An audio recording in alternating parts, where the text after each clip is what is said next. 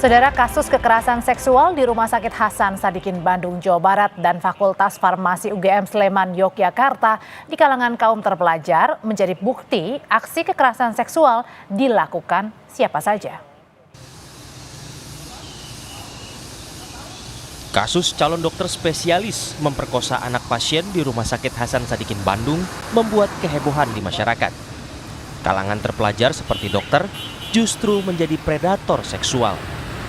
Di Bandung, Jawa Barat, kasus kekerasan seksual dilakukan dokter asal Universitas Padjadjaran yang tengah mengikuti program PPDS di Rumah Sakit Hasan Sadikin. Polisi menyebut modus yang dilakukan pelaku yaitu pemeriksaan darah terhadap keluarga pasien yang saat itu tengah menemani keluarganya yang tengah dirawat. Peristiwa yang terjadi pada pertengahan Maret 2025 itu dilakukan pelaku di salah satu ruangan rumah sakit dengan menyuntikkan semacam obat bius kepada korban. Kemudian kita tetapkan tersangka saudara PAP atau Priguna Anugrah Pratama. Pekerjaan dokter pelajar yang sedang mengambil spesialis anestesis di Rumah Sakit Hasan Sadikin. Tersangka PAP yaitu melakukan pengecekan darah terhadap keluarga pasien yang mana korban merupakan anak dari salah satu pasien yang dirawat di Rumah Sakit Hasan Sadikin. Tersangka PAP meminta korban FH untuk diambil darah dan membawa korban dari ruang IGD ke gedung MCHC lantai 7 Rumah Sakit Hasan Sadikin. Inilah TKP yang terjadi dan akibat dari dugaan tindak pidana kekerasan seksual, korban FH merasakan sakit di bagian tertentu. Sebelumnya di Sleman, Yogyakarta, dosen yang juga guru besar Fakultas Farmasi Universitas Gadjah Mada dipecat setelah adanya laporan belasan mahasiswi menjadi korban kekerasan seksual. UGM menyebut modus yang dilakukan pelaku yaitu diskusi bimbingan tugas akhir hingga kegiatan lomba. UGM menambahkan aksi yang berlangsung sejak 2023 hingga 2024 itu dilakukan di kediaman pelaku. Yang kami lihat di dalam pemeriksaan ya, itu yang korban dan saksi ada 13 yang diperiksa dan memberikan keterangan gitu ya, ada 13. Kalau modusnya ya kegiatannya itu dilakukan lebih banyak di rumah, mulai dari diskusi bimbingan gitu ya, dokumen akademik yang baik itu skripsi, tesis dan disertasi, kemudian juga di research centernya dan juga kegiatan-kegiatan lomba.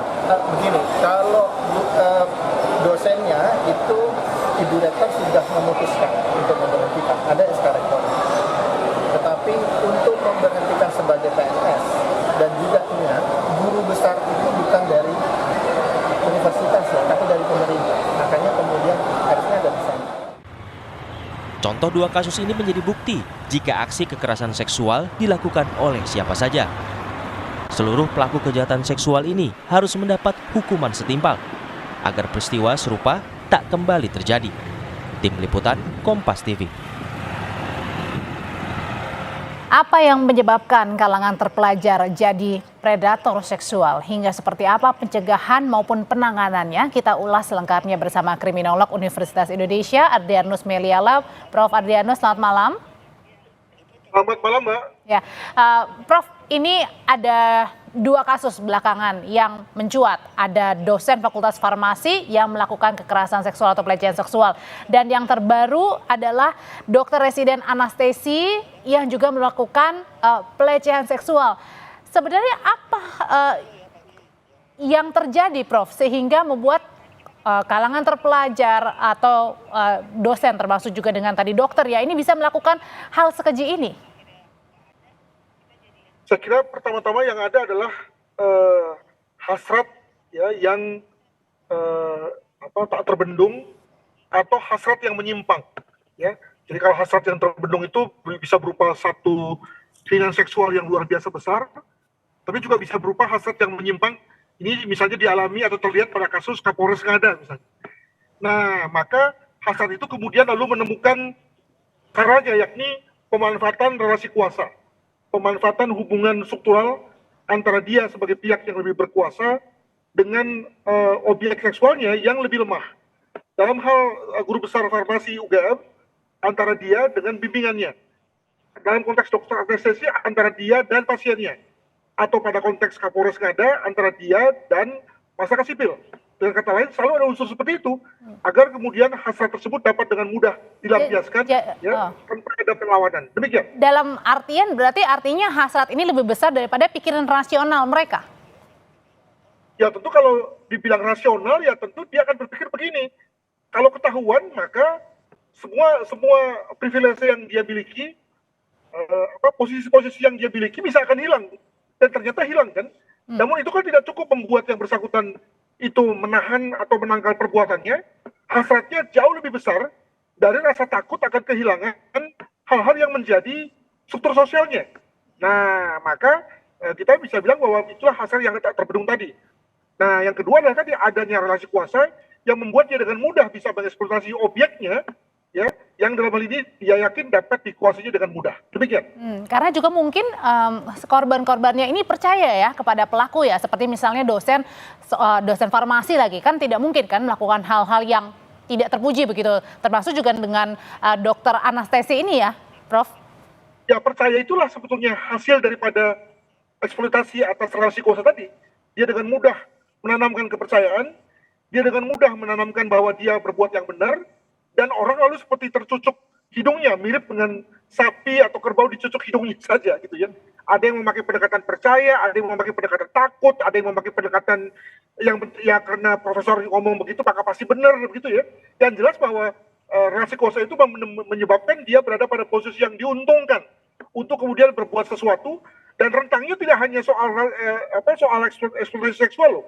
Ada kalanya si orang yang lebih kuat ini bisa melakukan misalnya minta uang, memanfaatkan untuk mendapatkan jabatan, sampai pada hal-hal yang bersifat kekerasan seksual sebagaimana terlihat pada kasus ini. Demikian.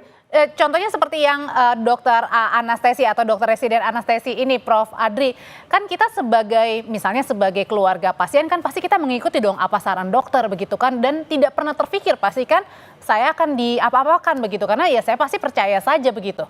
Jadi kalau kayak gini gimana kita bisa tahu dokter yang kemudian yang baik dan yang kemudian justru melakukan hal-hal yang menyimpang? Itu dia, makanya hal ini nggak boleh dianggap serius, karena implikasinya adalah bahwa orang akan kemudian berlakukan kepada siapapun yang memiliki profesi-profesi di mana unsur trust itu menjadi dapat diandalkan. Jadi sekali lagi sebagai seorang profesional itu bedanya dengan seorang clerk ya. Itu pada seorang profesional itu ada unsur kompetensi, di mana orang percaya bahwa dengan kompetensinya dia bisa berbuat yang baik, bisa menyelamatkan orang dan seterusnya. Nah, masalahnya adalah bahwa kan trust itu yang kemudian disalahgunakan oleh yang bersangkutan, alih-alih untuk membuat orang terbius dan untuk kemudian bisa selesai operasinya dan sehat, malah kemudian dikerjai. Nah, gitu. Oke. Kalau misalnya untuk kasus yang dosen farmasi, kan ini berarti korbannya sadar ya sebenarnya ya. Tapi kemudian ya, sadar. Tapi kan masalahnya sekali lagi hubungan antara pembimbing dan yang dibimbing itu kan tidak setara kan.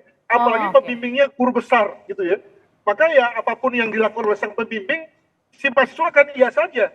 Saya bisa bayangkan sekitar 10 atau 11 orang yang akhirnya melapor itu bukan orang yang melapor secara serentak, tapi mungkin ada satu orang yang melapor, lalu kemudian diikuti yang lain-lain yang kemudian karena ada rasa takutnya itu relasinya ya, karena karena pelaku ini adalah dosen begitu, makanya saya sebagai mahasiswa atau mahasiswi ya ikut begitu. Kalau enggak ya mungkin tadi ya saya akan mungkin dijegal atau dibuat susah dalam mungkin pelajaran-pelajaran atau pemberian nilai tertentu begitu ya, Prof.